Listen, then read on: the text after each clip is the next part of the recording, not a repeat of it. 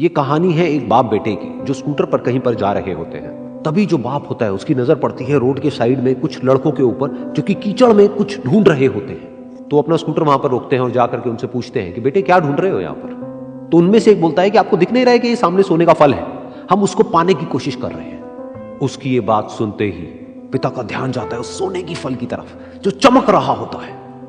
फिर उनके माइंड में कुछ इमेजिनेशंस बनने लग जाती हैं कि काश ये जो फल है ये मेरे बेटे के पास में आ जाए तो ना सिर्फ उसकी बल्कि मेरी भी जिंदगी बदल जाएगी। तो बिना सोचे समझे अपने बेटे को धक्का मार देते हैं उस कीचड़ में और बोलते हैं कि तुझे किसी भी कीमत पर वो फल लेकर के आना है। लेकिन बेटे को वो फल नहीं चाहिए होता है, उसके अपने कुछ और ही सपने होते हैं। वो बहुत कोशिश करता है अपने पिता को ये समझाने की कि मेरी खुशी इस फल में नहीं है, मेरी खुशी कहीं और है, मेरे सपने कुछ और है।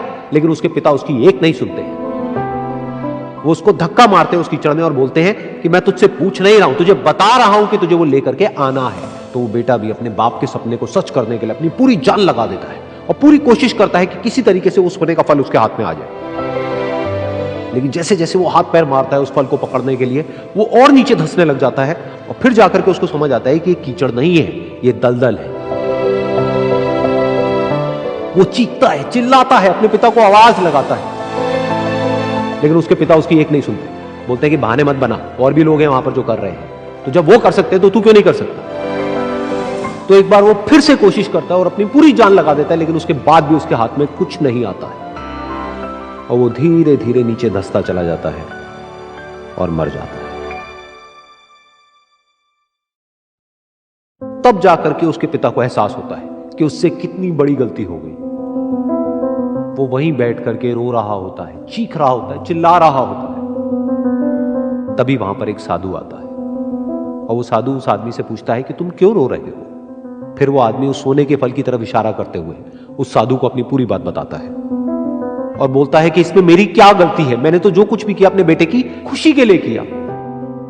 तो वो साधु उस फल को ध्यान से देखता है और उस आदमी को कहता है, जिस सोने के फल की वजह से तुमने अपने बेटे को गवा दिया, कम से कम एक बार ध्यान से उसकी तरफ देखा तो होता कि वहां पर कोई फल है भी या नहीं।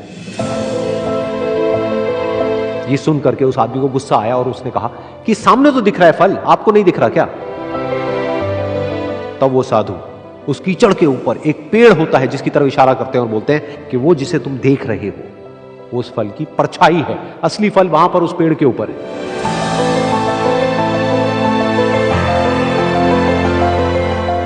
फिर वो साधु उस आदमी को बोला कि अपने बेटे को जबरदस्ती धक्का देने की बजाय और उसको बताने की बजाय कि तेरी खुशी किसमें है, अगर तुमने उससे पूछा होता कि बेटा तू बता तू क्या करना चाहता है और तेरी खुशी किसमें है, तो ना सिर्फ तुम्हारा बेटा जिंदा होता बल्कि हो सकता है कि उसके हाथ में वो असली सोने का फल भी होता।